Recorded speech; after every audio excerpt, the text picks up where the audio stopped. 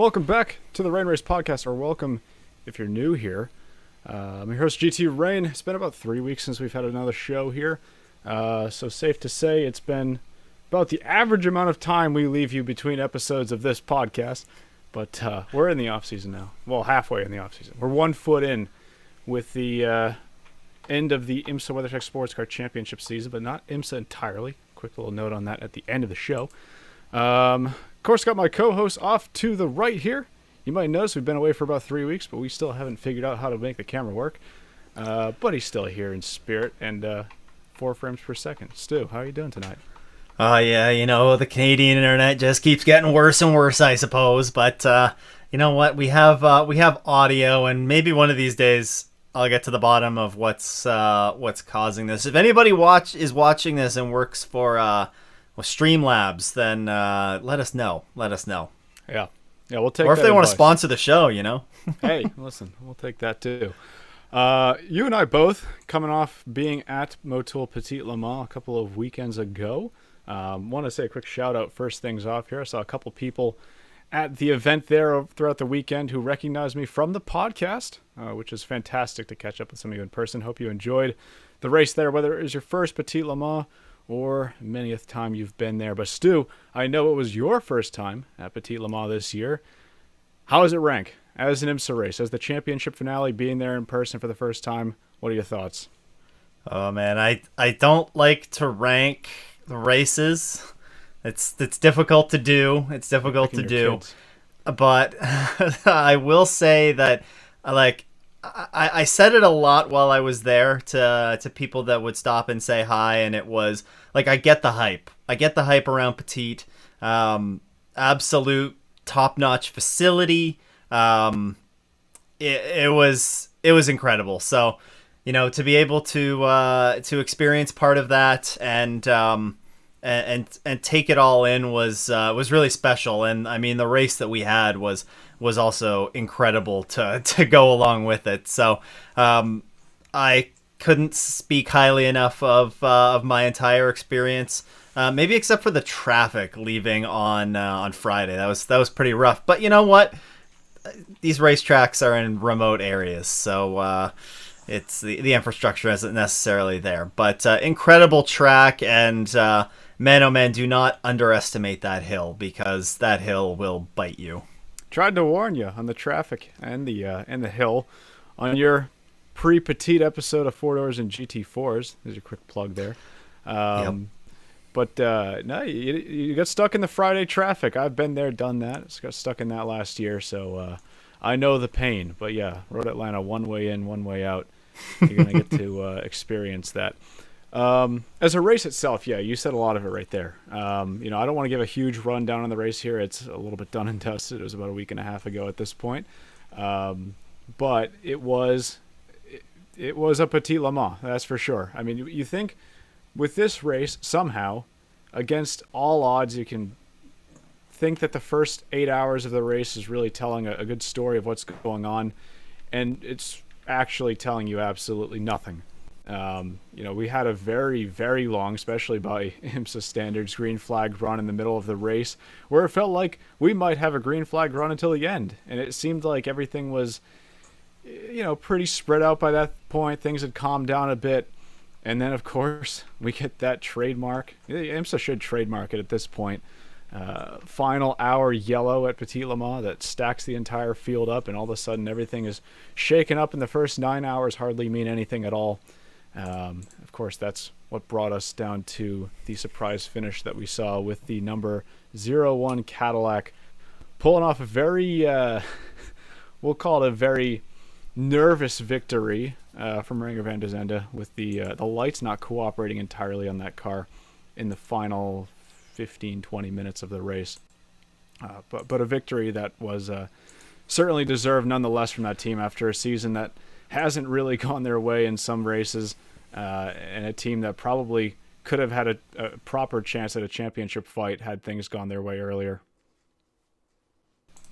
Yeah, it was a lot of fun to watch the 0-1, I thought, throughout the entire weekend. They showed good pace throughout the weekend, and then in typical yellow Cadillac fashion, ran into early issues in the race, and you kind of thought that they're kind of it's going to take a lot for them to get back into it, even though they were displaying really, really good pace. And I felt like through the middle portion of the race, when we had that really long extended green flag run, they really flew under the radar with how quick they were and how strong that car was.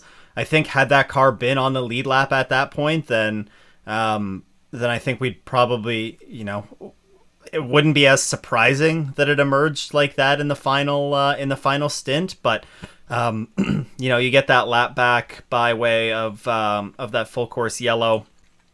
And they're right back in it, and there's in typical sort of IMSA fashion, there's sort of a sprint to the finish, and they at that point they were able to put all of their pace on full display. So Ranger did an exceptional job there in the final stint, and I think we'll be talking about him a little bit more in a few minutes here. Yeah. And I'll say one thing, it's very nice that they kept it clean at the finish. With that final hour restart, I was sitting on spectator hill just being like, all right, this is the chain of dominoes that just got set off here. We're in the final hour of an IMSA endurance race. We've seen how this plays out sometimes before. We saw it at Petit Le Mans last year. We saw it at Sebring in 2023. Very glad, though, that given all the circumstances, everything was kept clean throughout that finish in all four of the classes. Just a nice way to wrap up the season, and maybe influenced due to the fact that there wasn't really a championship battle, at least in the GTP class, but certainly not the case for some of the other classes down in the final hour there. Continuing on with a couple of the class winners, I already mentioned the 01 Cadillac securing that final race victory for Cadillac Chip Ganassi Racing. Of course, that program switching over to Wayne Taylor Racing for 2025. Give you a little quick preview of what we're talking about for the rest of the episode there. TDS Racing in the LMP2 class. By the way, got to say right now that I was completely airballing on my picks that weekend. Because I remember you picked the 01 Cadillac. And I knew Cadillac was going to be strong at that race, but I did think it was going to be finally the 31's chance.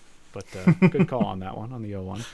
And then I gave David Land the bonus pick round because I was working with him that weekend. So I said, go ahead and throw your darts at the board, and he picked from the what's number left 11. over.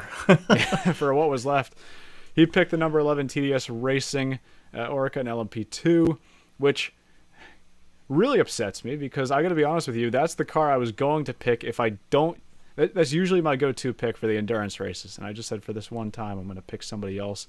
Going to pick the tried and trusted 18 Aero Motorsports car, and this time it was the opposite. So there's your trends going into 25. Don't let me pick anything, or if you have a favorite manufacturer or somebody you especially want to lose, perhaps, just shoot me a message and we'll make that happen. GTD Pro, talking about the championship battle that came down to the final hour there, but it was actually not a car in championship or in the championship hunt, also not racing in the full IMSA WeatherTech season. It was the number 19 Iron Lynx Lamborghini securing that win in GTD Pro. But we did have a very good battle down in that final hour between the 77 AO Racing Porsche and the 23 Heart of Racing Aston Martin. That looked like it could get shaken up a little bit by that race finish, but ultimately AO Racing able to hold them off. And finally, in GTD, 34 Conquest Racing Ferrari. Ferrari looked pretty strong there all weekend. I thought Risi was going to be a strong runner in GTD Pro as well. But another one of those cars picking up the win in GTD. So, I think that's the results I wanted to cover. Of course, we do have the championship results to go over as well from Petit Le Mans. I was wondering if you want to take the lead on those. I know you're still battling this camera here, yeah. On the spot, but I'm a professional. I got this one right here. I know my way around the IMSA website. The final standings for the GTP runners. Of course, we there wasn't really a championship fight that was terribly close at the, actually there was, I lie. There was, but it wasn't that close in GTP because, you know, the 01 Cadillac, you know, they did almost everything that they needed to do, but the number 7, they would have needed a miracle to come claw back in this one, but it was the number 7 Porsche Penske Motorsports 963 that takes the GTP championship there. You know, a really great run from Dane Cameron and Felipe Nasr. We're going to talk about at least one of them actually, well, both of them technically in a moment. But a great run throughout the season from them. You know, they kick it off with a Rolex 24 win, and they put a nice bow on it at the end of the season with a championship at Petit Le Mans. So good for them. I'm just looking at this. Every race they got a lot of podiums actually. They only finished off the podium once. Is that right? Oh, Detroit and Indianapolis were the only 2 races where that car finished off the podium. Yeah, they were ridiculously consistent this year. I did not realize that. It's a shock that it was even close between them and the sister car, who ultimately did not have that same level of consistency. But yeah, a season that was just put the stamp on that one, I think, is what Porsche Penske Motorsport was trying to do with this 2024 season. Yeah, that's incredible. I did not realize that. In the LMP2 class, another class that, you know, we had really good battles with the championship contenders here in this race. All of them were running up towards the front, and but ultimately it was the 52 PR1 Inter-Europol by PR1 Matheson Motorsports entry that took the win there over the number 74 Riley Autosports and the number 18 Era Motorsport. Again, you know, Riley was running towards Riley ended up finishing second in this race. They were really applying the pressure to Inter-Europol, who didn't. They were probably playing it a little bit conservative, just based on their championship points position. But you know, this was definitely something to keep an eye on in the closing hours. There were battles there. The 18 was also in the running. It was a pretty big long shot for them to claw their way back into the championship. But, you know, the 3 of these cars were running, you know, right there with each other throughout most of the race. So it was still a fun little championship battle to watch there. Ultimately, it was Nick Boole and Tom Dillman in the 52 who are the 2 full season drivers in that entry. Taking the championship. Of course, the Jim Truman Award is also handed out there, and with that comes an automatic invite to Le Mans. I did see or heard, I don't know if, I think it may have been on This Week in Sports Cars, that Tom Boole is slated to take Inter-Europol to Le Mans, I think is the plan there. Of course, Inter-Europol will be joining the IMSA grid, which we'll talk about more in a minute with their own entry. But the 52 picking up the LMP2 championship there. GTD Pro was by far the most interesting championship battle to watch at Petit. Of course, we didn't do a detailed breakdown of the race because it has been a couple of weeks now. But of course, Rexy ran into some issues, sort of in the early to middle portion of this race. Dropped a number of laps down, getting that repaired. So it was kind of damage control for them, and it really opened the door for the Heart of Racing. The Heart of Racing, who looked strong all weekend. It looked like they were going to have a crack at the championship, and have a crack at the championship they did. I think, ultimately it was 4 points, the difference between the Heart of Racing and AO Racing at the end of it. But it all came down to qualifying points. Like at the end of the day, AO Racing, Rexy, they sat on pole. They got 35 points for getting on pole. The Heart of Racing, they started third, and that was the difference. That those qualifying points that AO Racing picked up was the difference. And a big congratulations, of course, to Lauren Heinrich and company, as he had kind of a revolving door of co-drivers throughout the season. But really good for Rexy, for AO Racing. I don't think there's many people in the sports car racing world that are bummed to see a dinosaur at the top of the podium at the end of the season podium anyways, and top the podium a lot during the regular season. So good for AO Racing, and really an interesting battle that unfolded there. It came right down to the wire whether the 23 Heart of Racing Aston Martin was going to be able to get around Risi for P2 and potentially sneak out with the championship, but they just weren't quite able to do that. Yeah, I mean that's what it came down to, though. It's just one position. Which how many times does that happen at Petit in one class or another? So. And right down to the wire too. Never. And we don't even have a playoffs here, folks. Like, come on, yeah. The formula's there. Yeah, let's pose that question. Should we do a NASCAR style playoff? No. on next week's episode. I'll shut you down right away. No, we're not talking about that. I'll shut you down right away. Oh boy.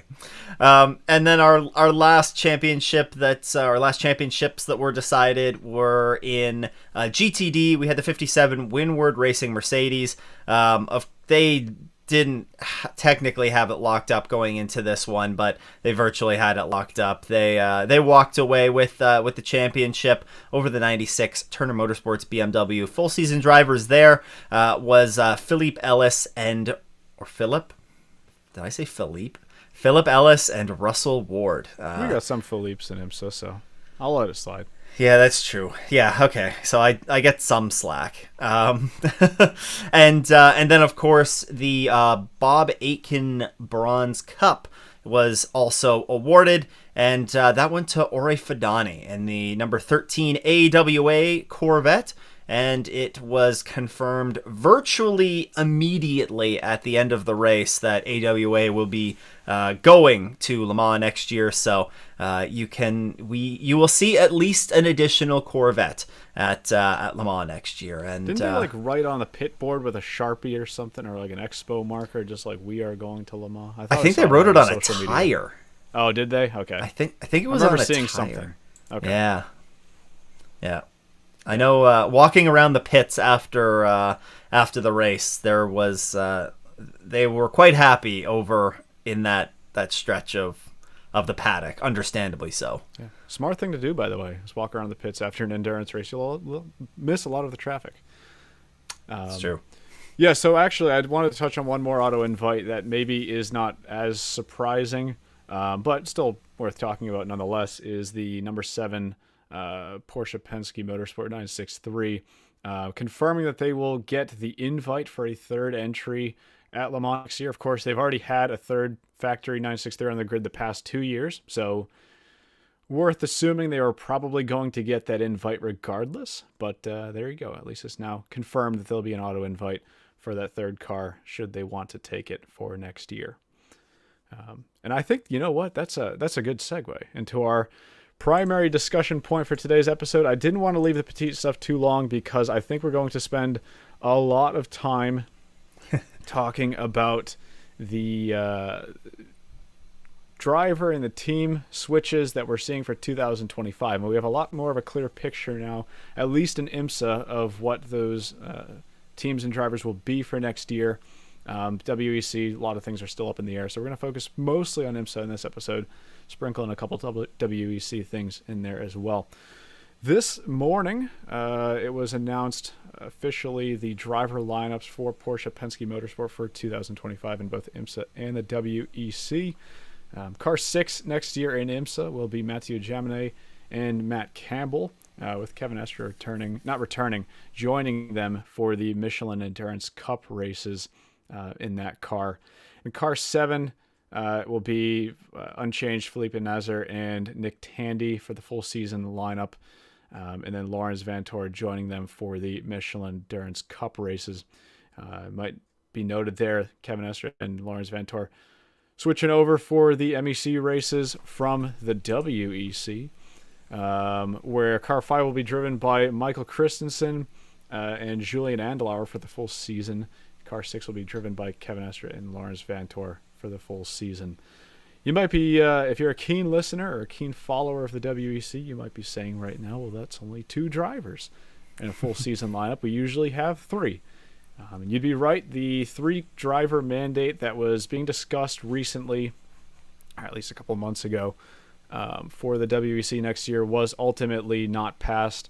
And Porsche seems to be taking big advantage of that by only having 2 drivers in their full season WEC lineup. Now, they will have an additional 3rd driver in there for the 3 longer races of the year at Qatar, Bahrain, and of course 24 Hours of Le Mans. Car 5 will be Matthew Jaminet joining them from IMSA, and Car 6 will be Matt Campbell from the number 6 car in IMSA joining Car 6 in the WEC. You might be thinking now, if you haven't seen the news yet, which you probably have, where does that leave the drivers that were racing this year, especially in the WEC? We will be losing Dane Cameron, Andre Lauder, and Frederick Makovecki from the factory Porsche 963 program. All 3 of them will not be racing in the factory programs next year. And it was actually noted that Frederick Makovecki will be ending his 11-year contract as a factory driver for Porsche. Now, I did a bit of reading between the lines here on Porsche's press release, trying to figure out what their real intentions are. Dane Cameron and Andre Lauder's contracts are both set to expire at the end of the 2024 season. I believe at this time that is still the case, but there was no explicit note in the press release that they would be leaving the manufacturer the same way that there was for Makovecki. So you might be thinking, where does that leave them for 2025? Perhaps a customer 963 program. We have a handful of those between IMSA and the WEC, or maybe a Porsche GT program, of which there is absolutely no shortage of those on the world stage. A lot of speculation to be done there. I'd like to get some thoughts from people in the chat, but Stu, maybe some thoughts from you as well on where we might see Andre Lauder and Dane Cameron ending up next year.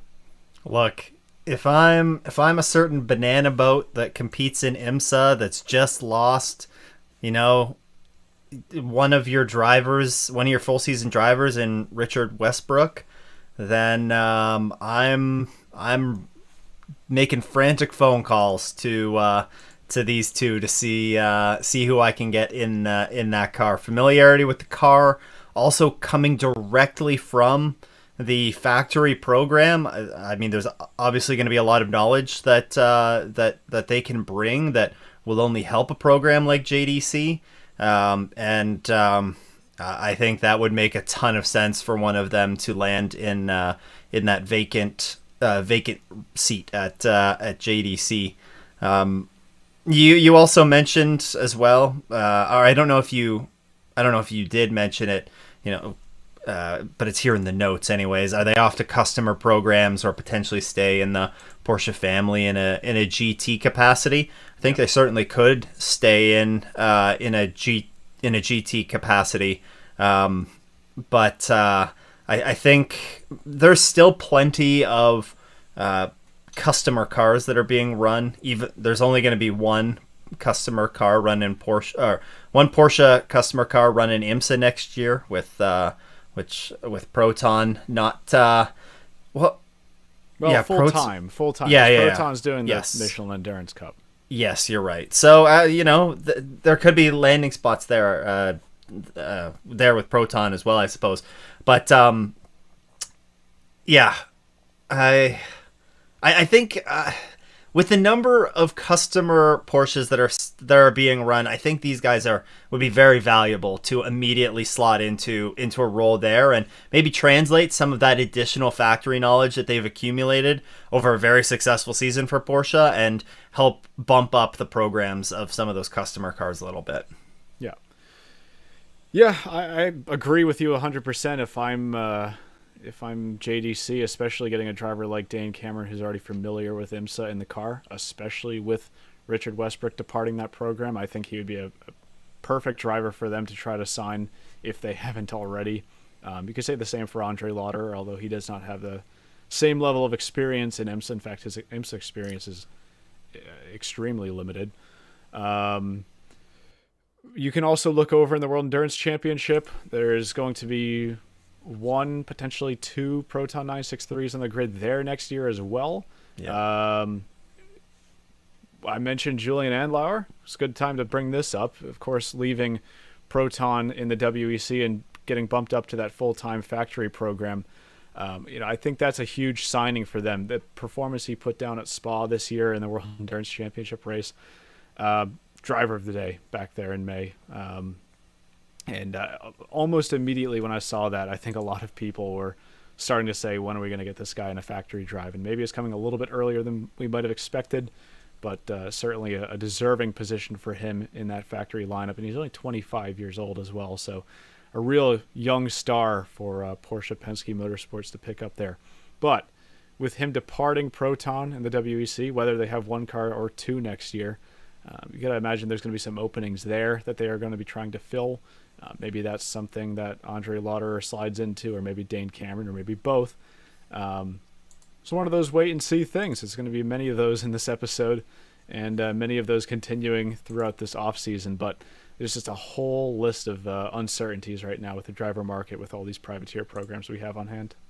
Yeah, it is kind of wild. Like, these are two drivers that is Lauderer leading the points? Yeah. In the WEC, so you could have two drivers that win their respective, top flight championships and are dismissed or not renewed potentially. So, interesting stuff for sure. But I mean, that's one of the benefits I guess you have if you're Porsche with such a stacked driver lineup. It's It's a nice problem for them to have. Yeah. But interesting nonetheless that they're scaling back for 2024. 5, sorry. I guess this has been rumored for a little bit of time now, but it is a little bit interesting to me that they're scaling back to 2 full-time drivers in the WEC. The only manufacturer we've seen really pull that off so far has been Cadillac with that 2 car this year. Now, for a 6-hour race, it's really not uncommon. In IMSA, it's pretty common for Indianapolis and Watkins Glen to only have 2 drivers, especially in those GTP programs. So, I think they might have looked at that and said, this is an opportunity for us to really find some consistency in a smaller driver lineup for the full season. And not that they really needed a further advantage that they already have, winning. Well, I don't want to say winning both championships yet, but leading the championship in the WEC and also winning that IMSA championship, although basically having the WEC locked up as well.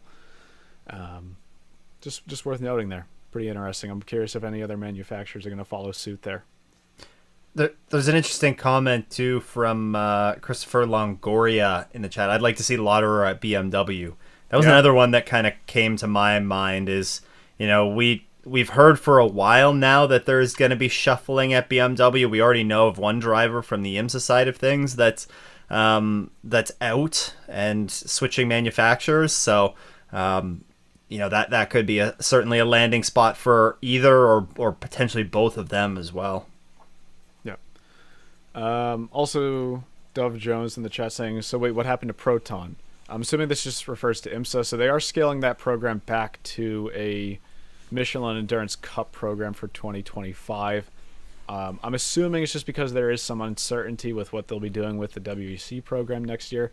They are not required to run a 2-car program. That's only for manufacturers. So as a privateer team, they don't have that same 2-car requirement that the manufacturer would have. But it's something that we know they're still evaluating. So maybe with them looking into that, it just wouldn't be viable for them to do a 3-car program full-time across 2 championships. So I'm guessing that's the main factor there. But we'll still see them in the 5 endurance races in IMSA next year. Yeah.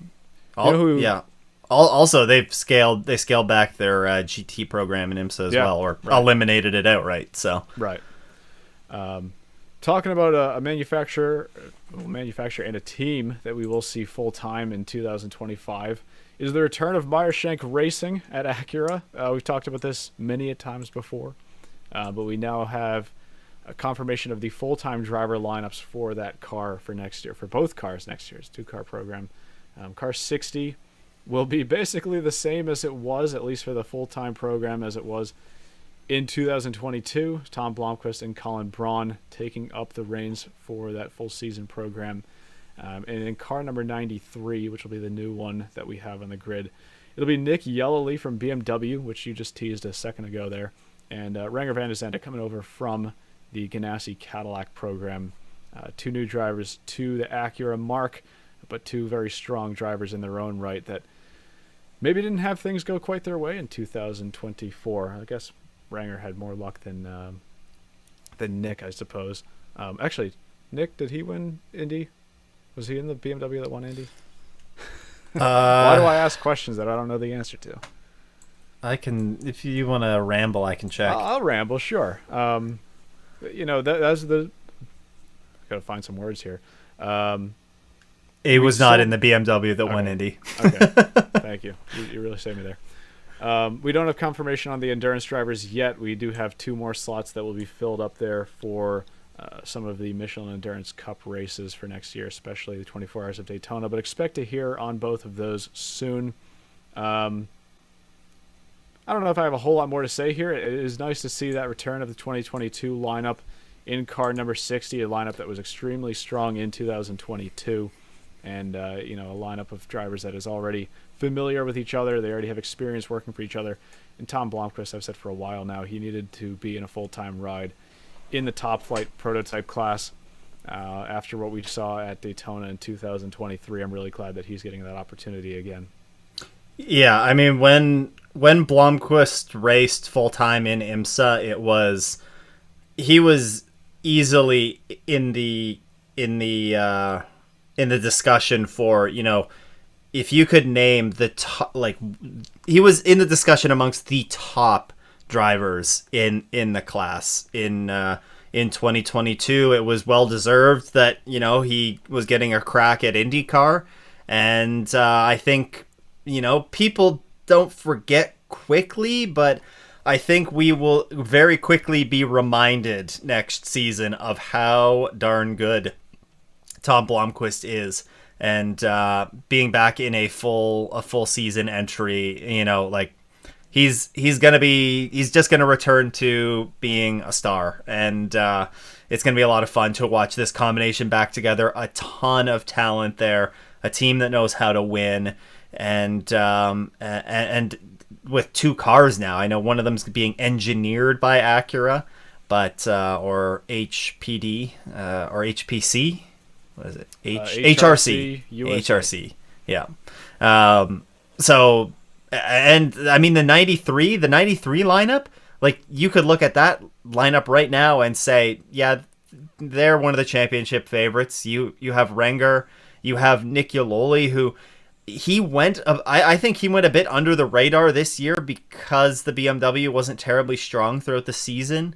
But he put in a lot of good drives in that car, and I think that's a strong driver lineup, and these are 2 good teams for next year. I would fully expect them to hit the ground running. Yeah, and very interested to see who they're going to be bringing on for Daytona as well. True. This is a team that has no shortage of wins at Daytona.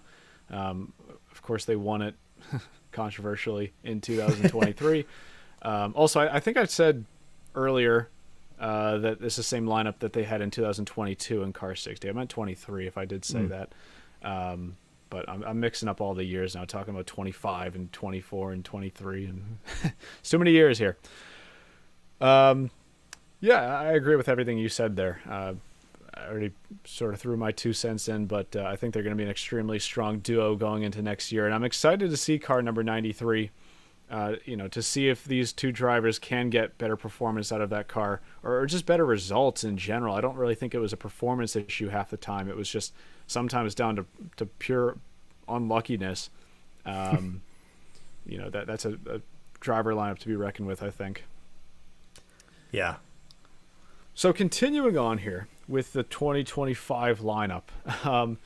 Back at Petit Le Mans, we got the annual it's like, it feels like biannual now, because we have like a state of the sport announcement back at Sebring where they announced the schedule, and now we have another state of the sport announcement where they announced the full-time driver lineups and some of the car lineups that we're going to be seeing in the Michelin Endurance Cup for 2025.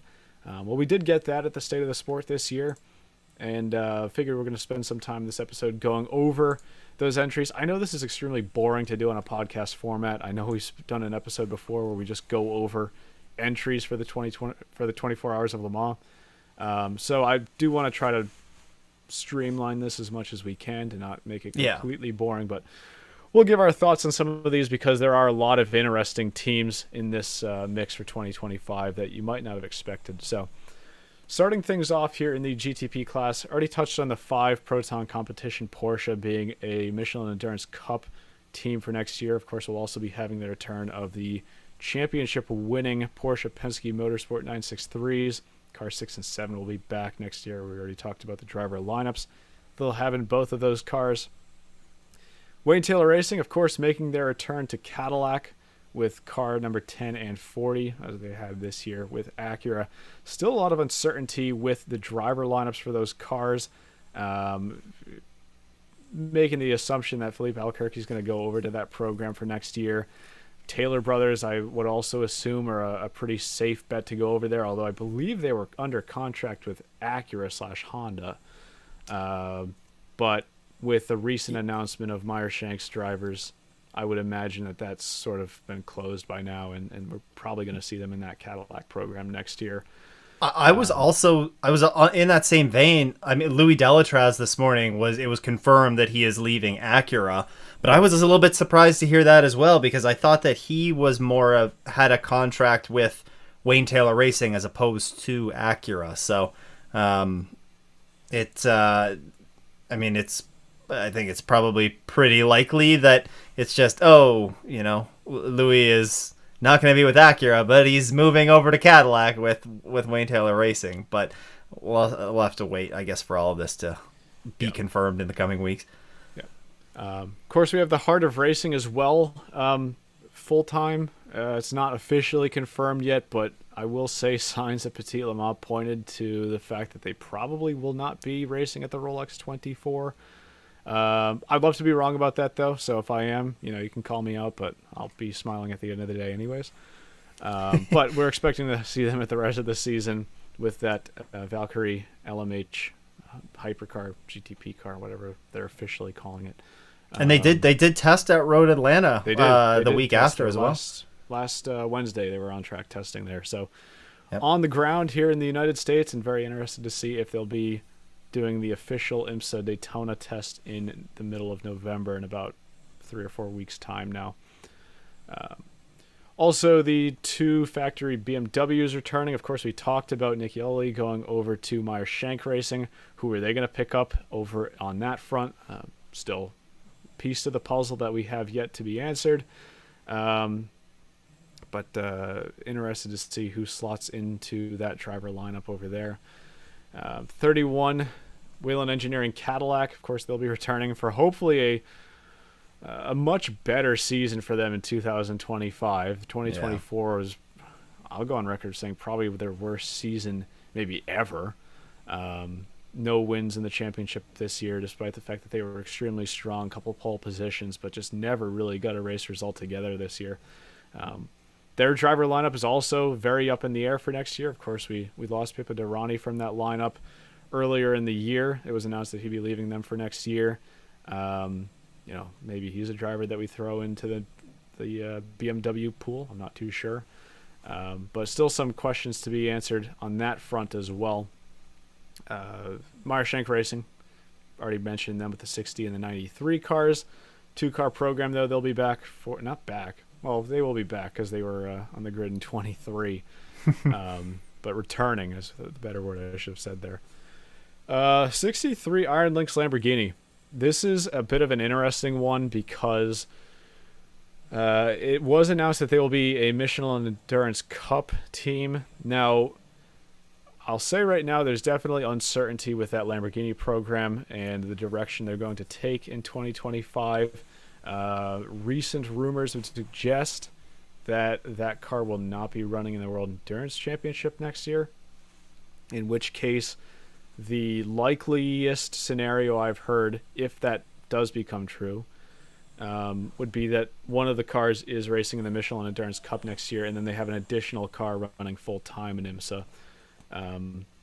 Things definitely changed, though, over the Petit Le Mans weekend, because going in I was a lot more confident in that than I was mid-weekend, talking to some people on the ground there. So keep your eyes peeled there. We might see an additional full-time entry from Lamborghini. We might not, but we at least have that 63 car confirmed as a Michelin Endurance Cup entry again. And then finally, JDC Miller Motorsports, the sole full-time customer 963 program in 2025.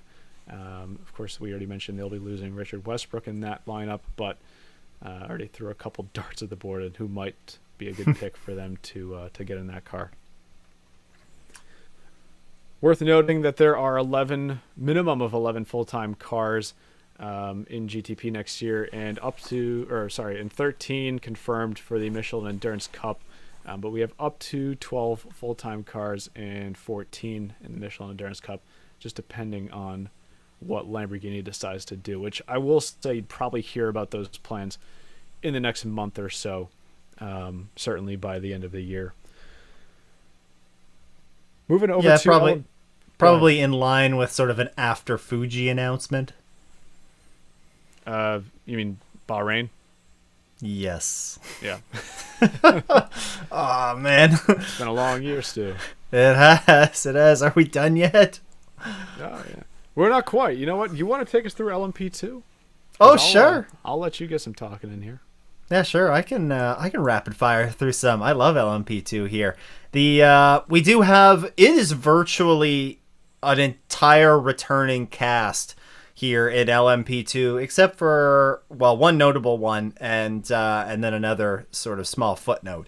We are going to have 12 full season entries, which is great to see. That is still an increase from last year. LMP2 healthy as can be here. The number 2 United Autosports, as well as the number 22 United Autosports, both return. The number 8 Tower Motorsports is coming back. The 04 Algarve Pro Racing entry is also back on the grid. Of course, you will recall that from Road America onwards, the 04, I don't know, they were there at Road America. It was No, they weren't at Road America. They were at CTMP.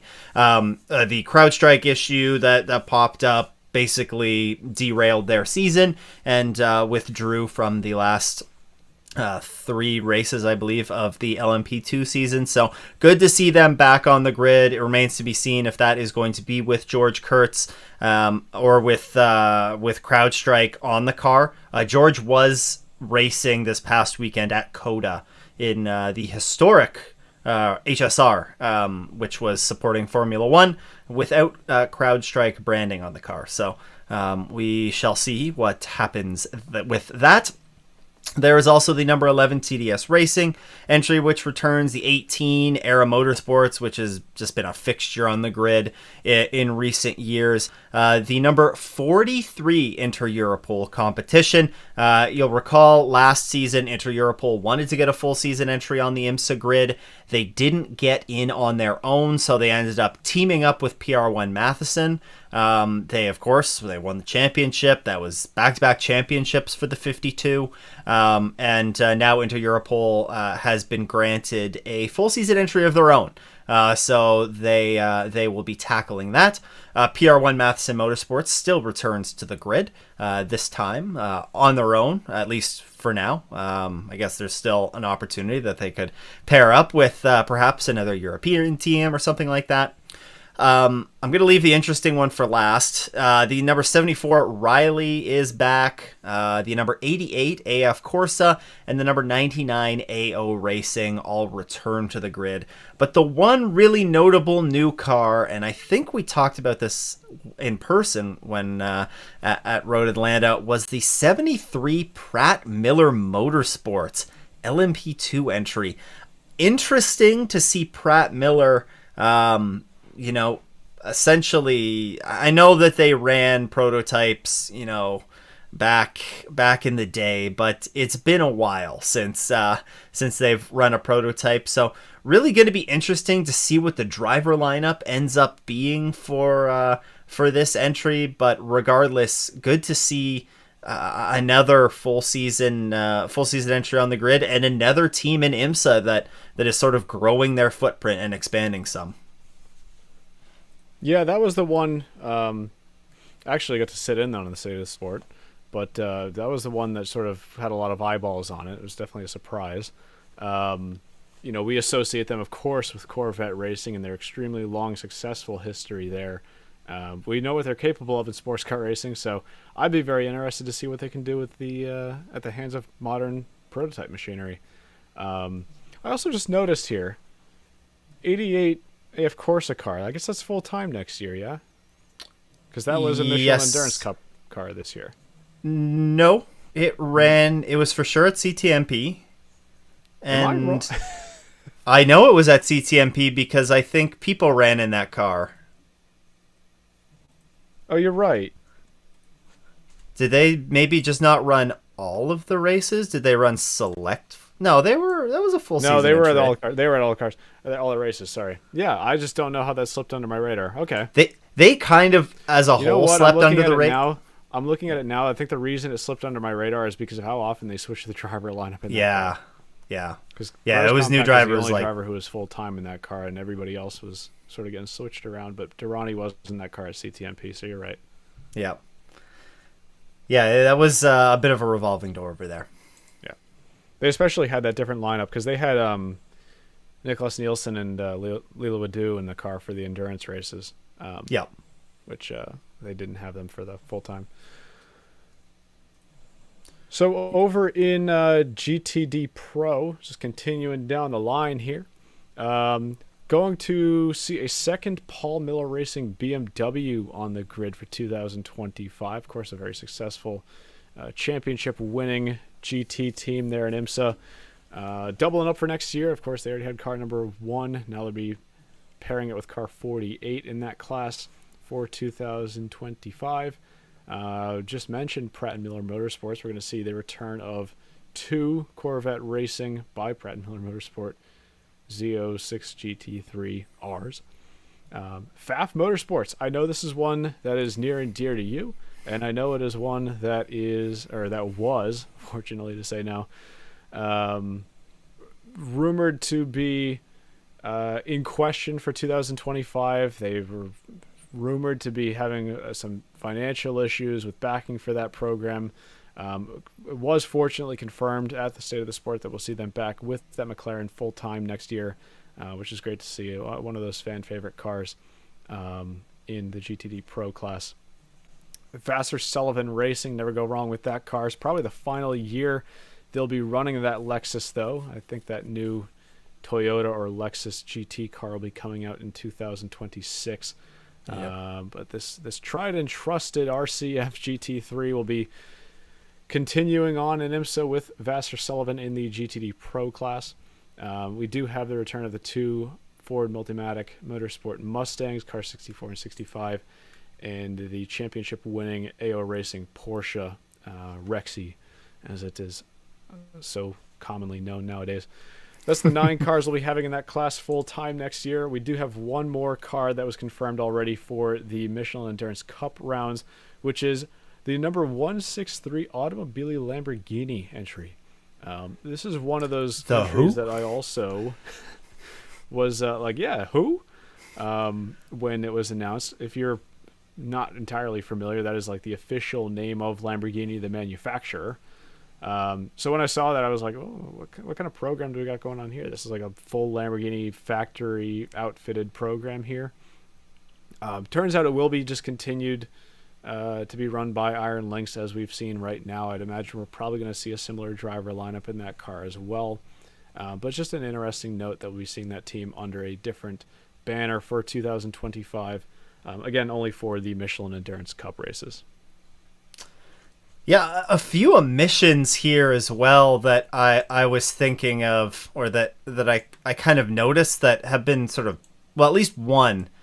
Well, no, there's 2 notable omissions, actually. So the first one is the Heart of Racing who we've seen compete in this class since GTD Pro has been introduced. We know that was kind of happening. They said that I think they said as these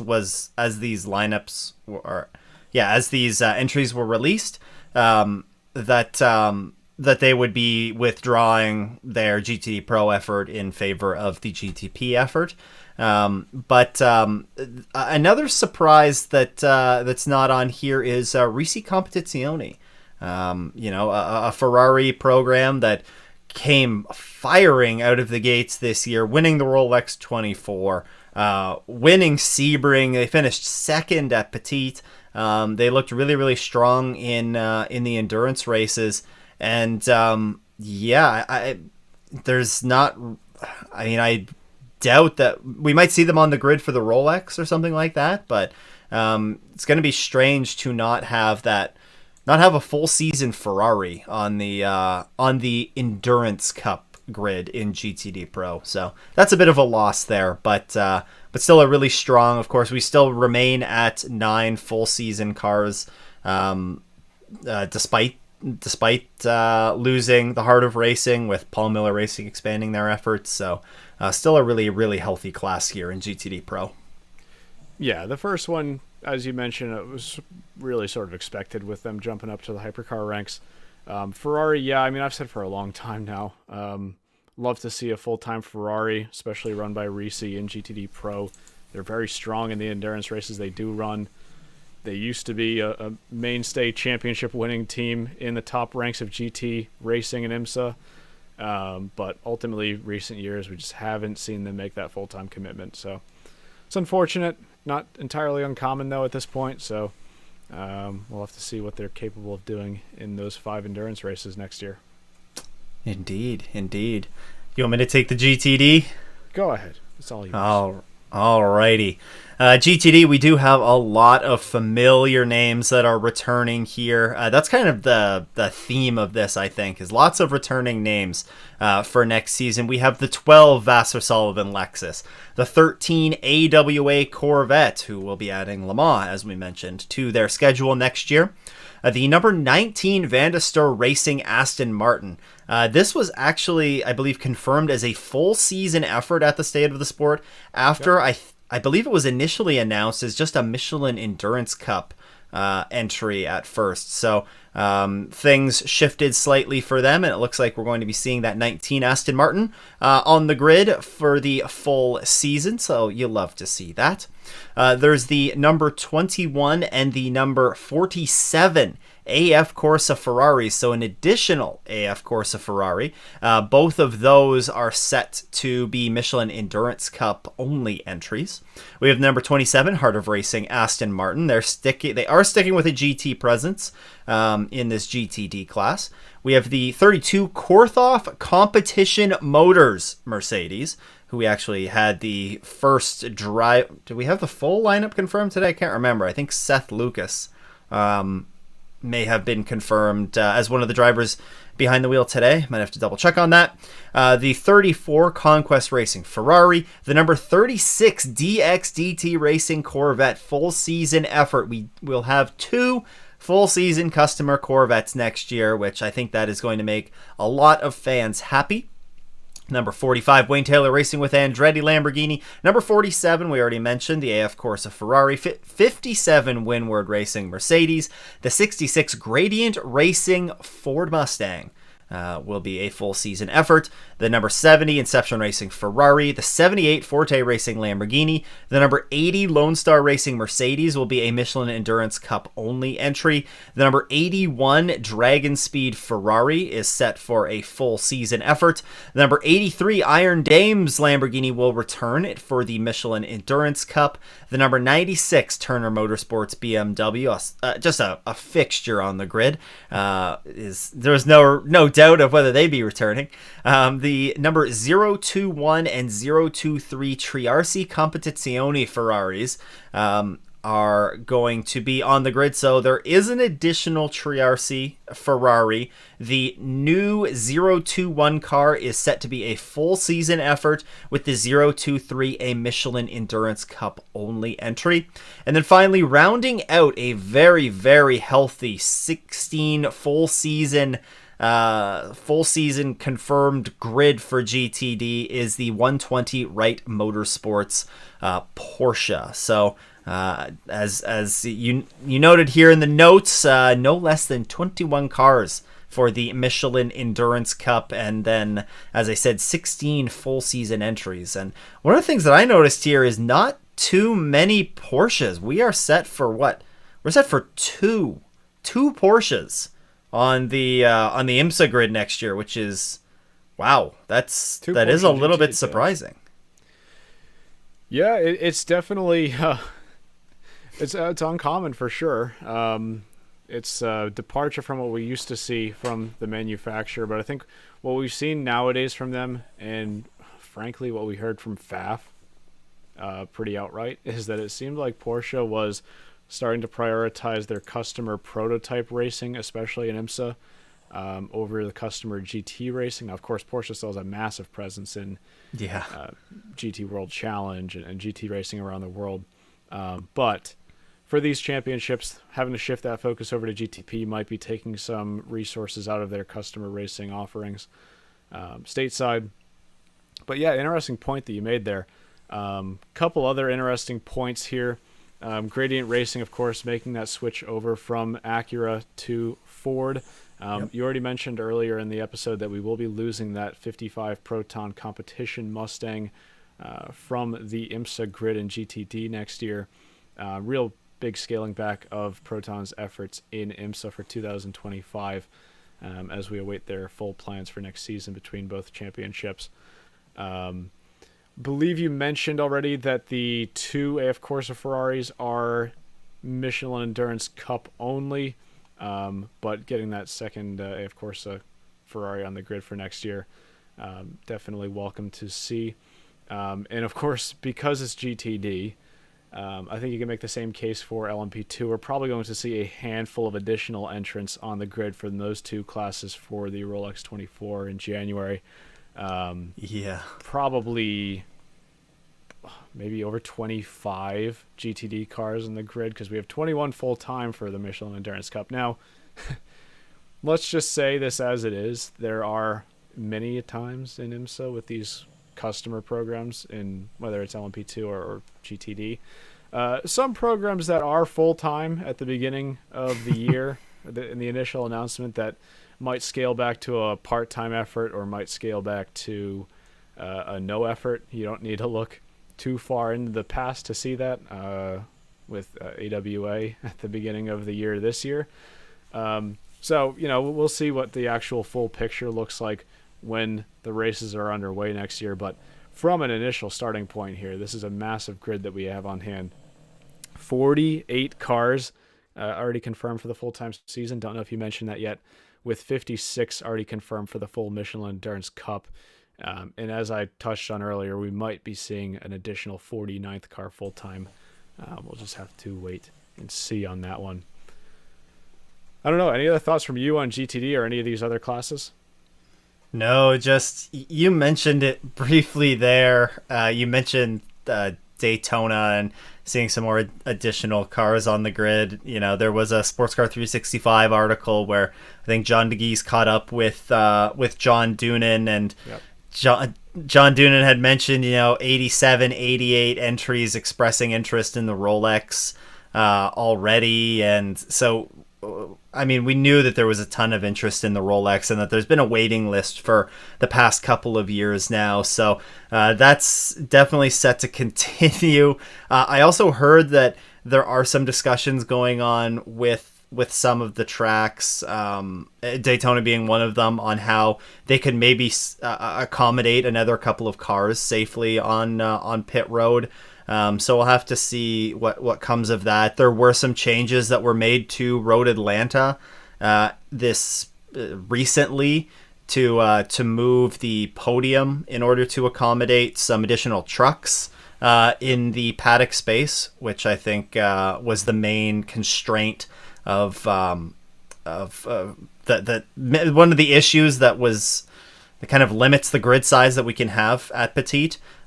So that's going to help us to expand to that 56 number that's thrown around for the full season, or for the Michelin Endurance Cup grid for next year, because you'll recall that is an increase from what we saw this year at Petit, which I think was it 54 this year. I think it's 53 during the actual race because we lost the Andretti Porsche pre-race, so I think it was 53. Did the Andretti Porsche even? I don't think they showed up. Well, that's what I mean. They pulled out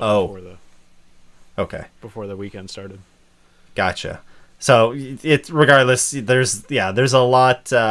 There's a lot that goes into. It's not just 56 is our number for the year. There's a lot that goes on behind the scenes with working with tracks to make sure that they can safely accommodate those numbers. And it sounds like maybe there's still a little bit of work to do if we want to push it any further than that. But 56 is a healthy number for next year. That's for sure. Absolutely, yeah. And we're encroaching on record numbers, at least in the unified IMSA WeatherTech era for Daytona, which I think was...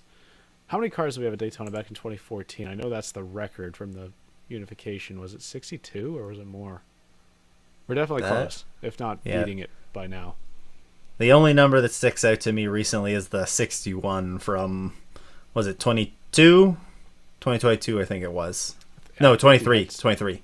Okay. I think we had 62 and 14. Okay. So, very close. All right. I want to give a quick little touch here on some of the confirmations that we had in the WEC, which there are very, very few right now.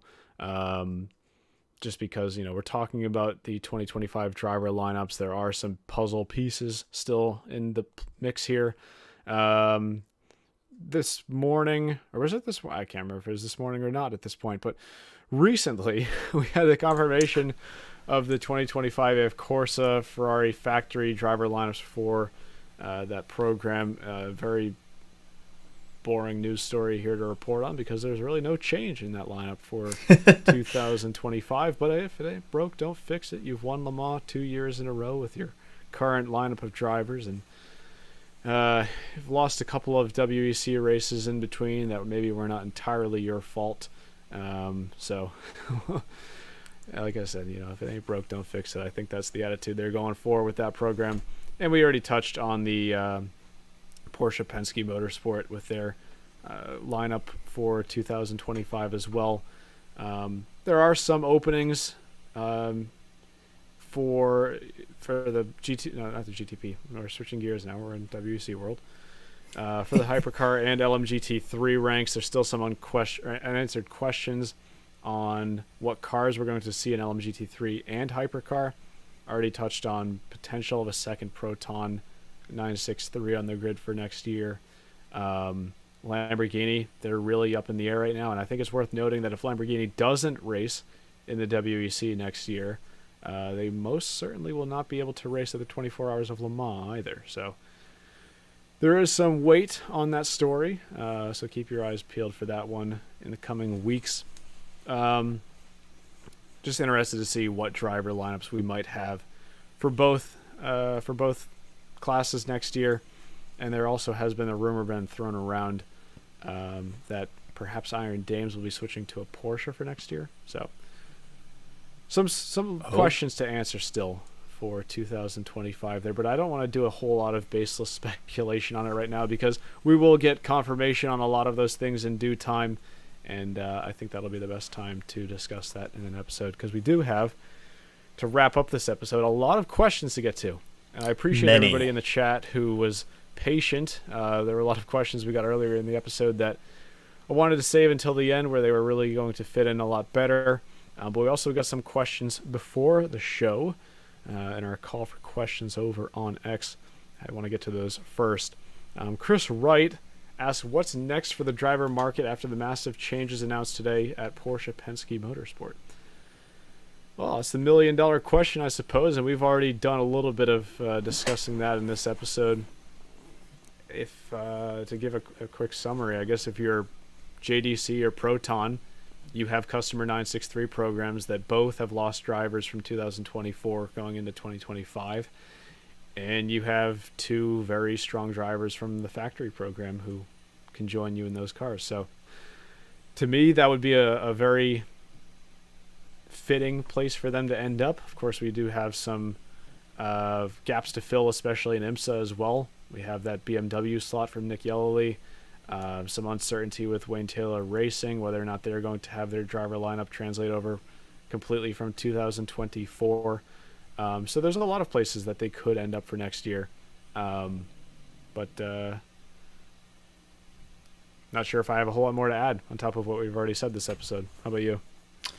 Yeah, I mean, everything, I agree with everything that you said there. The big domino that I'm waiting to see fall now with the driver market is where is Pipo going? Yeah. Because what we've seen sort of unfold here is that, okay, so Acura is kind of ruled out as a potential landing spot. It was probably unlikely to see that anyways. But unless he's endurance only, but that Pipo he's a full season. He's going to be a full season driver somewhere. Like he has to be, right? And then we said the same about Tom Blomqvist though, didn't we? So, but Tom Blomqvist was also going to IndyCar. Well, that's true. So, that's a fair point. So. Unless if Pipo's going to IndyCar, that would follow in the footsteps. No, maybe he could with Prema. Prema's joining the IndyCar grid. I got to get back on the tracks here. Is he going to go with, essentially, is he going with BMW in either IMSA or the WEC, or is he going to be part of that Hertz Team Joda Cadillac lineup in the WEC? Like, I'm trying to remember all of the the tribute sort of videos and stuff that have come out from Pipo and from Action Express to think about, was it like a goodbye to Cadillac or was it a goodbye to Action Express? And I feel like it was mostly a goodbye to Action Express, but I feel like he's the biggest domino left to fall. Gonna be interesting to see what he does. That's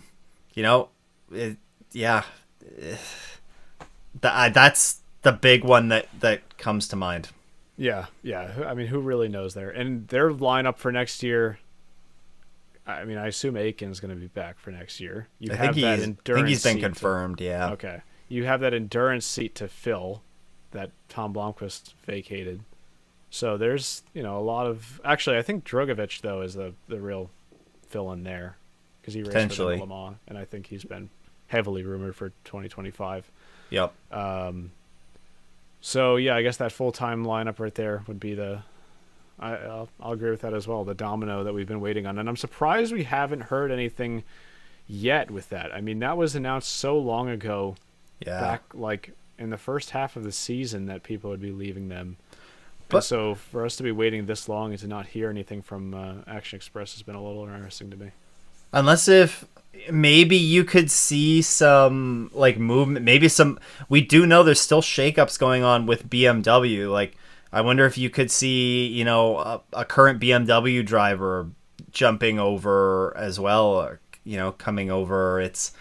There's so much that could be going on. I also wonder if that any lineup chatter around that has been kept very hush-hush and very on the down low, maybe out of respect for Pipo and letting Pipo, finish up his term with Action Express without having, that being that team's headline at the end of the season, not having it be something with next year. You never know. Well, the question becomes, did he leave Action Express because he had a commitment already signed for next year, or did he leave Action Express because they didn't renew his contract, or they expressed that they weren't going to renew his contract? So I don't know the answer to that off the top of my head.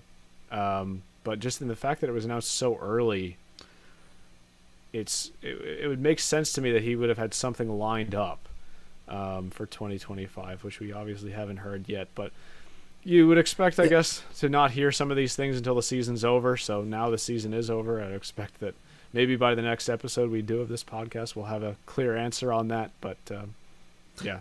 You know what? The more and more that I think about this, I think it's pretty clear that people's probably going to the WEC, and that probably leaves it to like what BMW maybe sticks with Cadillac, but there was a video that people posted after like a petite sort of wrap up, and it showed like he got a steering wheel from his DPI car when they won the championship. Like he was gifted all of this, and there was a bunch of people that with the team, and also John Doonan said some words as well, and John Doonan almost got emotional. But it really does seem like, yeah, probably going to the WEC. So with the WEC season not done yet, it may just make sense why he hasn't been confirmed yet. Yeah. And not everybody is Porsche and canning their drivers before the before the final race. Yeah. Well, we still have openings at Aston Martin as well in both championships. Yeah. We have good point. We have two open seats in IMSA. We have like, depending if they have a 2 or 3 driver lineup in the WEC, you have between 4 and 6 full-time drivers to fill over there. So, I mean, there's a lot of things that we're still waiting on. It's a very interesting, silly season for sports car racing, especially in prototypes. Yes. That started very early this year as well. This one's from Johnny Test. Did you hear that the WEC is switching from the orange to the green number panels in 2025 for LMGT3? I think it's a great move if true. Yeah, I did see that. That was announced a couple days ago. Just switching over to what used to be the LMGT Pro green color number boards. Over from the GTE AM orange ones, which carried over into GT3.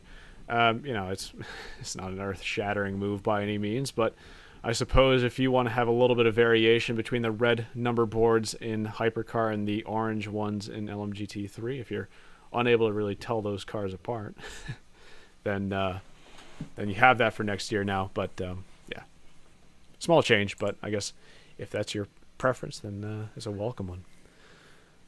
Do you think it's possible the class structure at any of the IMSA races in the 2025 could still change, or is it 100% set in stone? For example, LMP2 gets added to a race, GTD Pro gets removed from a race, etc. I would say that's set in stone by now. This is something that would have had to be communicated by to all the teams before they're committing to a full season program. They need to know which races they're going to have to be a part of, how many races, the commitment they're going to need from team members. There's a lot of sponsorship things involved there as well, perhaps. So, yeah, I'd say that's set in stone. Now, you can make the argument if you want that maybe some things should be changed for future seasons, but what we have in place for next year is almost certainly what you'll be seeing on track, unless there's any major change for whatever reason they would need to remove some class. But no, I would say that's all in place. Yep. All right, so going back to the live chat now, and I guess this is a good time to say if you have any questions you want us to ponder before the end of the show, get those in now. This is from Daniel Raymond. Got a question. Where do you think Dane Cameron, Andre Lauder, and Fred McAfee are going? We already touched on that one, so I think I'll leave it from what we've already said there. But there are definitely a handful of possibilities for them, but I'd say my number one pick's probably with a customer 963 program. Although somebody responded and said Cameron's set to join AO Racing in LMP2. He tested with the team last weekend at Portimao. Does he race with them in the ELMS? That's what I'm trying to remember. I don't know, but I would think it would be a bit of a long shot, I think, for Cameron to go down to LMP2. Not that it's a huge step down, but I think he should still be able to get a top flight ride. Yeah. Same person. Ranger was the MVP driver at Road Atlanta. It was unbelievable what he did. Probably referring to the driving with no lights / one light at night. Yeah, that was an interesting thing to watch live. It's very interesting that IMSA did not penalize him for it, although I guess they couldn't because when there were no lights on the car, he was able to get them back on before the end of the lap.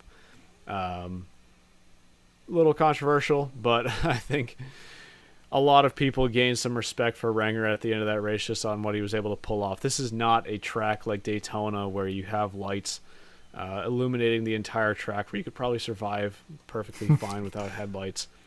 Especially there's a clip on YouTube of him driving. There's the onboard clip of him passing. I forget which GT car it was. But you got to think for the GT car when there's absolutely no indication. I suppose you'd have to have your spotter letting you know that somebody's coming up. And, of course, they have the Bosch radar system in the car, which probably... I think that probably saved them, yeah. But that definitely would have been a shock with 10, 15 minutes left in the race and seeing a car fly by you going into turn 7 with no headlights way faster than you are. So go watch that onboard if you haven't seen it yet. Do you think go ahead. Dude. I was just going to read it. Go ahead. I was going to say, we got a question here. Do you think Daniel Ricciardo will be in IMSA in 2025? No, maybe 20,205. Well, yeah, maybe 20,205 would be more likely. But no, I don't know. I mean, it doesn't really strike me as something that would be likely. It's definitely not unprecedented, and stranger things, I suppose, have happened.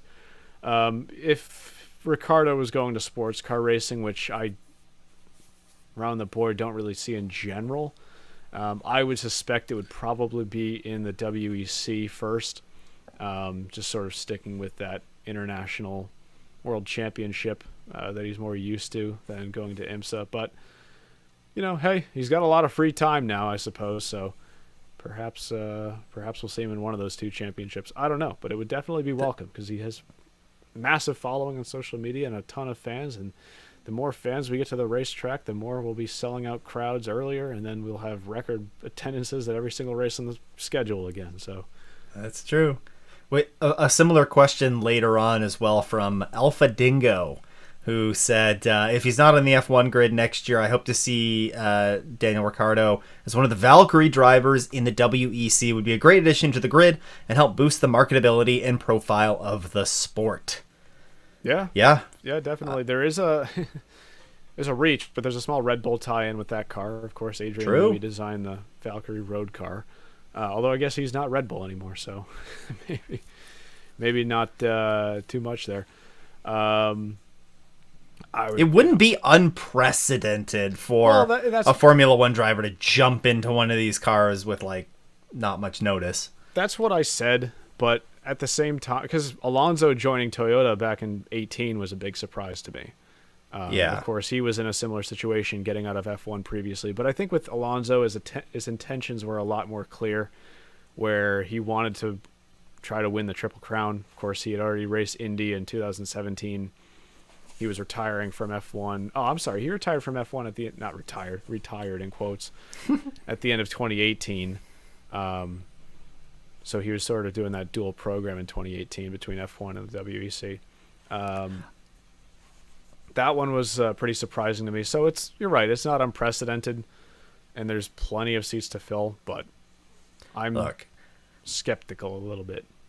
I'll say this. I think if we're going to see a current F1 driver on the grid, on one of the grids next year, I think it's more likely that we see a Kevin Magnussen. Yeah, on the grid. That's a safer bet. Yeah, because we've already seen him in Cadillac. So. Yep.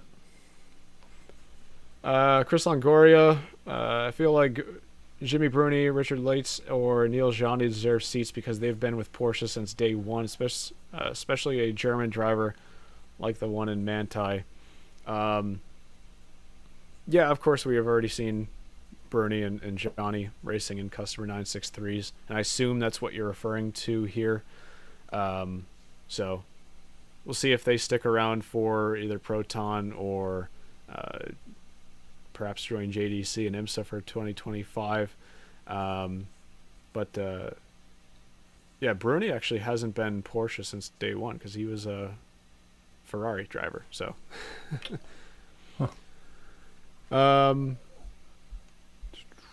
question for you two from a recent convert to sports car racing. Hey, welcome to the club. Hope you Welcome to the addiction. Porsche Penske has already won IMSA's top class and has a shot at the WEC championship. Also, has a team ever swept both championships? To be honest with you, in GT, the top class prototypes, it's been a while. And if we're talking specifically IMSA and the WEC, then no, because the WEC has only been around since 2012. And IMSA has technically only been around since what, 2014? 14, but yeah, I was going to include like American Le Mans series before that. Then what about Grand Am? Well, I'll include Grand Am, but there was a lot more crossover between international and in the ALMS. No, so there hasn't been one in that unified era or in the WEC. I guess the last one you could really count would be Audi winning the American Le Mans Series championship in 2000. Oh, they would have won in 08, was their last year in P1. But also the Le Mans Series back then, I believe Peugeot won the championship in 08, so maybe 07 is where you have to look back to. And I think somebody in the chat might have already answered that question for me. But in the top class, it's definitely been a long, long time. And if you're looking at the other classes, I have to give a deeper think about that one. Guess Corvette Racing could have done it last year because they won the WEC championship last year, but not in IMSA. Not in IMSA. LMP2 is like really hard to think of the crossover between. I'm gonna go out on a limb and say in the unified era, so like 2012/2014 onwards. No, I don't think so. Yeah. Unless could you have what? Yeah, like could Porsche have done it in like GTE? Maybe. Ooh, that's a good point, actually. Well, no, because we're talking same team here. Yeah. Question strictly. So Porsche and GT would have been Manthey, and GT would have been Porsche North America, which was technically Core Autosport. Okay. Yeah. So. And actually, that's a good sort of point to my reference to Audi, because Le Mans Series would have been Yost, and ALMS would have technically been Audi Sport North America, which has roots in champion racing, but there's also a Yost tie in there as well. So it's all confusing. But to not really answer your question too well, I'm just going to say no. And I'll be happily proven wrong. Porsche had a great 2024 GTD or GTP and GTD Pro championships, maybe Hypercar. And didn't they lock up LMGT3? Yeah. I think so. I think that's already locked up. Formula E chip as well. Oh, I assume that's championship as well. Yeah, definitely a rebound year for Porsche in 24. I think 23 was a season that was maybe a little disappointing from them. Didn't have the greatest GTD Pro season with FAF last year. The 963 program, whilst was a winning program last year, definitely was nowhere near as strong as it has been this year, especially in the first half of last year. So for them to rebound this year as strong as they have been, you're right, it couldn't have gotten a whole lot better for them this year. You know what just occurred to me as well? Going back to, we were talking about the lineups for next year, and I mentioned that, we might only see 2 Porsches on the grid in the GT classes in IMSA. AO Racing has not been confirmed that they're running a Porsche yet. So technically true. Yeah, there's lots of everybody wants to speculate on that, but it hasn't been confirmed, so who knows? Yeah. We need Audi, Mercedes, McLaren, Nissan, and Hyundai in the grid. I'm trying to read Jaguar, Alfa Romeo. I'm just going to take this as I see it now. So it's saying hell, Jaguar, Alfa Romeo. Yeah, okay, I'll take that. We're just saying all the manufacturers to GTP and Hypercar. Yeah, sure, why not? Yeah, we're going to need a GTP and a Hypercar AM. Forget 4-car grids of 56 cars in the Michelin Endurance Cup. We're going to go back to one class. And 24 Hours of Le Mans is going to be one class again, and that didn't work out too well last time. So, a relegation system. Yeah. I was listening to Van Thor's podcast, which does better numbers than ours, by the way, and it was sad to hear that Lauder and Mako won't be driving for Porsche anymore. Yeah, it's definitely a big loss from them. Of course, Lauder, or Mako, we'll start with him, has been with Porsche, I mentioned, for 11 years as a factory driver, and Lauder, while starting out his career associated with Audi and the 3 Le Mans victories he was able to chalk up with them, also found some success with the Porsche 919 program and then subsequently with the 963 program. So he's been with them for quite a while now as well. It's been 7 years now since he joined that Porsche program. So yeah, hoping that Lauder will be able to find himself in some Porsche next year in one capacity or another, but it won't be in that factory Penske 963 program. Found it strange they announced this. Oh, okay, so this is... What's this referring to? This is... About the Porsche driver announcements? Right, okay. Yeah, I found it strange they announced this before the WEC race. They could have held off on announcing it, but I guess silly season's in full swing of locking drivers down to new teams. Yeah, it's a little interesting, and actually, going back to your point, Stu, it's perhaps an indication of maybe where Pipo's going, that we haven't heard anything from that front yet, because no confirmation there means that maybe they're just waiting for the WEC season to wrap up at Bahrain before they announce anything there. So, yeah, a little bit interesting. You think Audi will return? I wish. I don't. But no, they're well and committed to F1 at this point in time. I think we need that asked in every episode from here on out. We need somebody to remember that and ask us every time. Yeah. No, don't keep reminding me of it. It's a very sore subject. There's a tub somewhere. There's a tub somewhere. I think Audi owes us that, okay? Because you had to just show us the design of what the car was going to look like. You didn't. Yeah. Obviously, you didn't sell the design to Lamborghini because Lamborghini went with a different chassis. So show us the car. It was teased in a small background frame of one of their promo videos or something. Yeah. And it was like the car was there. The car was, I think, a week away from being on track testing or something like that. And they had drivers confirmed for that program. And they had a team signed. What a fall from grace. And, you know what? Their F1 program that they're picking up didn't do too hot at COTA either. So, no. They better steer that ship the right direction. This is all going to come out. The car design and everything will all come out as a nice coffee table book at some point. So I'll buy it. Probably would look pretty cool. Yeah. I guess the follow-up to that question was by at least 27, 28, 29. No, I really don't see any...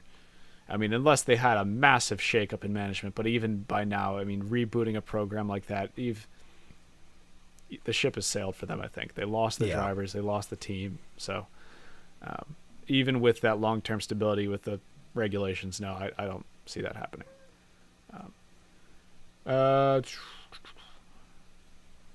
Oh, my. We're going long out in advance here. Who do you have winning the Rolex 24 in Le Mans? I'll tell you what. I'm not going to answer that question fully because I'm only going to give you the top class, and I will give you the top class because you asked for it. But LMP2 and GTD Pro and GTD, we don't even know who's going to be on the grid for the Rolex fully. I mean, we know some confirmed teams that'll be there, but we don't have the full picture yet. But because you asked, let's see. I'll give you Cadillac with Wayne Taylor Racing for the Rolex. I'm not. Which I one? Don't know which one. I was gonna say I don't know which one. Just give me the 10. I don't care. Yeah. And I will give you Porsche for Le Mans. Why not? I don't know which one. The 5, the 6, the 6. We'll lock that one in now. The 6. All right. Fair enough. Give me. I saw this and I've pondered it a little bit. So maybe I cheated. Give me the 60 Meyer Shank Racing Acura for the Rolex. I'm also gonna toss in a GTD Pro pick. Give me Faf. Okay. Give me Faf. I'll accept that one. the redemption curve will be complete. Well, maybe much like Porsche rebounded in 24, Pfaff will rebound in 25. So that's true. That's true.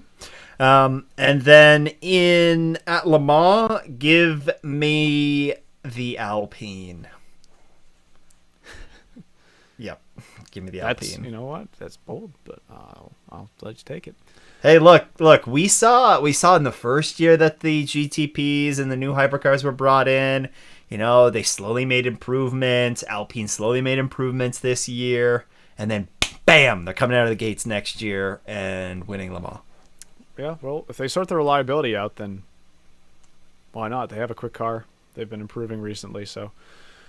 Going down the list here, got a couple more in line. MSR and Acura, this is not really a question, more of a comment, but one I'll bring up anyways. MSR and Acura have a very solid lineup for next year. I think they'll get more performance out of it than WTR did. And that second point I definitely agree with. I've been saying that recently, a few episodes now. I think that the switch between Cadillac and Acura, with Wayne Taylor Racing getting that getting that Cadillac program, and Meyer Shank Racing getting that Acura program, I think both programs are going to see more success than they saw in 2024 and 23. Well, no, I don't want to say quite 23 because Meyer Shank Racing had some success in 23. But 24 for sure. I think both of those are going to be a step up for them next year. Yeah. Who do you think will be announced as the Valkyrie drivers in both the WEC and IMSA? Ooh, I'm on the spot for this one. This is tough. Especially for both, because now you got to think, like, if I'm going to work under the assumption that we're going to have a 2-driver lineup for both cars in the WEC. I think they'll probably follow suit of Porsche now that was put in place. But for IMSA, you already said Ross Gunn. Well, I think Ross could be in either, right? There's no overlap for the Endurance Cup events and the WEC season. So you could see something like what Lamborghini's done this year, where they have a very small pool of drivers that race, can bounce around a little bit. I think Ross Gunn has to be in one of Ross Gunn and probably Alex Riberas. Yeah. Roman DeAngelis has shown that I think he's deserving of a seat. Farnbacher, there was potentially he was testing the car. Okay. Yeah. So that's. I'm trying to remember all the drivers that were testing the car. It was on one of my old show notes. I wish I could pull it up now. Probably can, if you stalled me for a little bit. I can tell you we won't see Ian James in the car. Right, because he's confirmed for GTD. Well, he's also a bronze-rated driver, so that also helps. I mean, Ben Keating is apparently looking to run multiple classes again at the Rolex this year. So is he? Although I don't, after his comments from running the GTP this year, I do not think that it will be a GTP program in the mix there. I think it'll probably be an LMP2. Yeah, that's LMP2 GTD. Far more likely, I'd say. Yeah. Okay, so I did manage to pull up the notes from. Bump my mic. Managed to pull up the notes from testing back when they were at Donington, and it was announced that they had Darren Turner, Mario Fahnbacher, and Harry Tinknell in the car. Yeah. So I would say those three are a safe bet off the gate. Yeah. I think Ross Gunn, which you said, is also a safe bet. I think Alex Riberas is a pretty safe bet. That doesn't fill everything, though. I think Roman DeAngelis. Roman DeAngelis. Okay, because I would say Ross Gunn and Riberas for IMSA. I would say Gunn, Riberas, and DeAngelis, because that's a Michelin Endurance Cup only race or entry. Well, no, it's not. Are they running the full season? They're running the full season apart from Daytona. Okay, man, I'm confusing them with Lamborghini. Yeah. There's It's Is been your a head long hurt week. yet from all of this? The sport. Remember when sports car racing was easy? Remember when Yeah. we had like we were Now like you we have got to- 5 LMP1 cars. Now we have 23 hypercars and Now we have like Um, 80 full season lineups that we have to remember yeah. between IMSA and WEC. Yeah, Nicky Team, Marco Sorensen, saw those two thrown in the chat. Someone saying Darren Turner is too old for a full-time factory drive. Maybe so. I mean, he's been with him for a long time, but why was he testing the car? I would imagine maybe he's in the mix. I'm going to say you're going to get some of those Aston Martin drivers. We definitely got some of those right. But then you're probably going to see at least one or two that are just complete, like, out of the blue drivers that I can't sit here and predict right now. Like Lance Stroll. Maybe not Lance Stroll, but maybe Ricardo. Ricardo. Maybe some driver who is departing another program to join another one. But that's the most of what I would say right now. I'm just going to work under the assumption that we're going to have 2 full-time drivers in IMSA and then 4 full-time drivers in the WEC. And yeah, I threw some names at the board. I'm too unconfident to say anything beyond that. Dove also agrees. No on Lance. Yeah, I wouldn't hold your heart out for that. I think, with them, they got Adrian Newey now in Formula One. This is like his best shot. Why the hell would he leave that now? Oh yeah, that's true. So,